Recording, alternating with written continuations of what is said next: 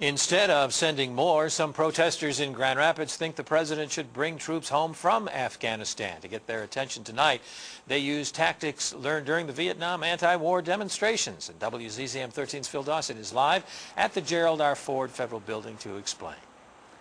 Lee, tonight a pair of anti-war protesters occupied the office of Senator Carl Levin here in the Federal Building. Homeland Security police had to come and handcuff and physically remove them. Once outside, they let the demonstrators go, but not before the men say they'd proved their point. Oh, well.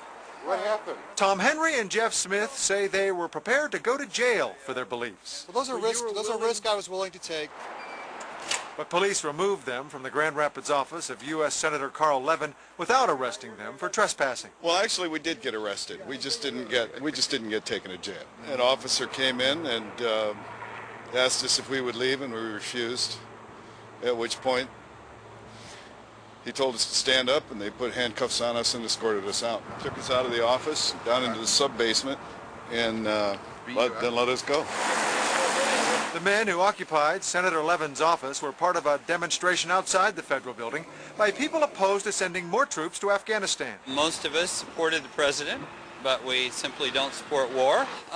He ran, I thought, as an anti-war president, and I don't see the actions following his original promises. Including the two men police had to remove from Senator Levin's office, there were only about a dozen anti-war protesters at the demonstration. I think this is how movements get built, by people taking, even if it's just one person, two people taking actions that maybe gets people thinking about it. Hopefully, what comes of this is a little bit of consciousness raising about what's going on in Afghanistan. And to not just sit by passively and say, well, I guess we can't do anything.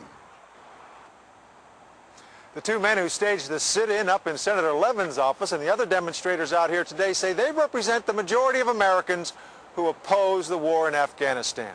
In Grand Rapids, Phil Dawson, WZZM 13 News.